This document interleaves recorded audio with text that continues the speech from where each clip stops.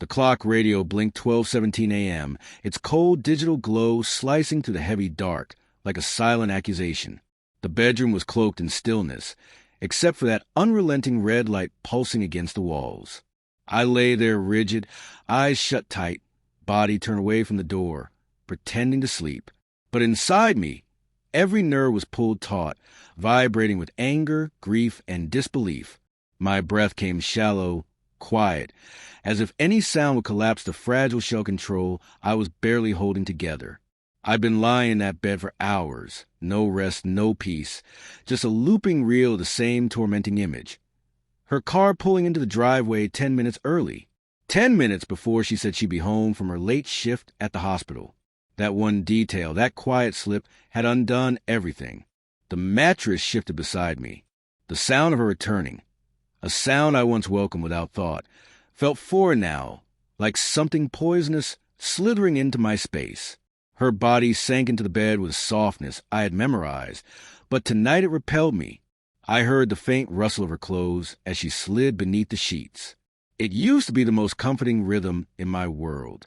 Now it was a cruel echo of betrayal. I didn't flinch. I didn't move.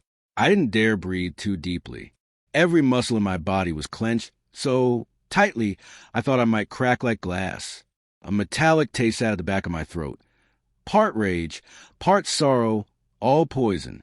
I lay there, unmoving, listening. Her breathing was steady at first. Then it caught, a sharp inhale. Silence. I knew the moment she found it. I forced myself to turn, to face her. The moonlight filtering through the half-closed blinds painted her face in silver.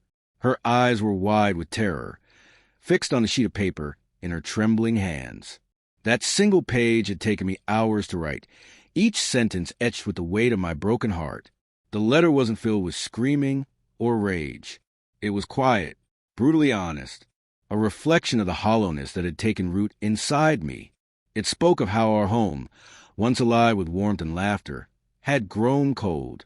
It spoke of trust shattered, of dreams turned to ash. And it ended with a sentence I had rewritten more than any other, the one that cut deepest of all. I know about him, ally. Her eyes flicked up to meet mine, panic swimming in them. Her lips parted, voice cracked and barely audible. How? How do you know? I stared at her, my voice a ghost of itself. Does it matter? This was a moment I had imagined for weeks, her confession, her tears, my explosion of rage. But none of that happened. Reality was quieter, sharper. I felt hollow, just empty. She didn't speak. She just stared at the letter, like it might save her, like it was a final piece in a puzzle she never wanted solved. I've known for weeks, I said, calmly, too calmly. The late shifts that weren't. The perfume I didn't recognize. The phone calls you took in whispers. It's over, Eli. Tears streamed down her face, silent and endless. Her whole body trembled. Please, Steve, please don't do this, she whispered. It was a mistake. I let out a breath, more bitter than any words I could have spoken. A mistake? I repeated, letting the word hang in the air like smoke. No, a mistake is something accidental. This was deliberate. You chose him. Again and again. You lied to me. You looked me in the eye and told me you loved me while sneaking off to be with him. I sat up and swung my legs over the side of the bed. I reached for my clothes, each movement stiff, mechanical. I wasn't thinking anymore. I was just moving. She watched me helpless, as though I was slipping away right in front of her, and there was nothing she could do to stop it. Where are you going? She asked, her voice small, frail. To see someone, I replied, tie my laces. I didn't explain. I didn't need to. She knew. The drive was a blur, the streets dissolving into one long stretch of torment. Every passing light, every intersection, every familiar landmark felt like a betrayal. This city held our history. Now it just held ghosts. When I pulled up to his house, my hands were trembling. I gripped the steering wheel so tightly my knuckles turned white. My heart pounded, each beat a war drum inside my chest. He answered the door in a t-shirt and gym shorts. Relaxed, smug, The same arrogant grin I'd seen in the selfies hidden in Ally's phone. His entire presence screamed carelessness, as if none of this mattered. "Can I help you?" he asked casual, his tone mocking. "I think so," I said, my voice low and deadly calm. "I'm Steve, Ally's husband." His face drained of color. That smug smile vanished like fog in the morning sun. He stammered, reaching for the door. Too late. I jammed my foot between the door and frame and shoved my way in. The fury I'd held in check for so long surged up and exploded. All the pain, all the betrayal, all the months of pretending. It erupted. "You've been sleeping with my wife," I hissed, my voice a razor blade. He tried to deny it, tried to mumble some pathetic excuse. I didn't care. I grabbed his shirt and dragged him forward, our faces inches apart. "You thought you could just slip into someone else's life and take what wasn't yours? You thought I wouldn't find out." I didn't wait for an answer. I hit him, then again, and again. My fists rained down with the force of months of grief. I didn't stop until my knuckles bled and he was curled up on the floor, whimpering like a wounded dog. I didn't speak another word.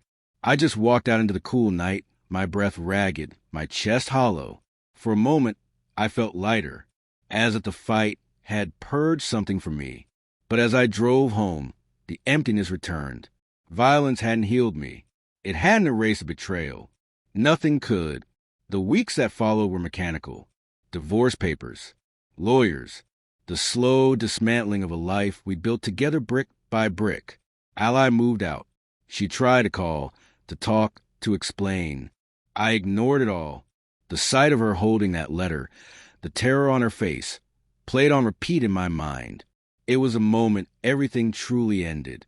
And in our small town, nothing stays secret for long. News of her affair spread fast. People whispered behind her back. Her friends, our friends, disappeared. She was left with nothing, just like she'd left me. As for him, his reputation crumbled. He lost his job, his status, his comfort. His life was wrecked in the exact way he had helped destroy mine. People came up to me in the grocery store, at gas stations, at church, told me how sorry they were, how strong I was, how they admired me for holding it together. But I didn't feel strong. I felt dead inside. I went to work. I paid bills. I breathed.